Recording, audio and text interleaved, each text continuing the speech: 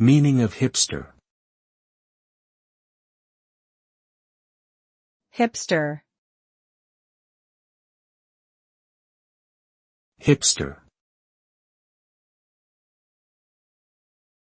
Hipster. Hipster. The term hipster typically refers to a subculture of young adults who are known for their alternative and non-mainstream interests in fashion, music, and lifestyle. They often reject mainstream popular culture and strive to be unconventional, ironic, or retro. Hipsters tend to be well-educated, middle-class, and creative, with a focus on authenticity and individualism. Some people may view hipsterism as pretentious or contrived, while others embrace it as a unique form of self-expression.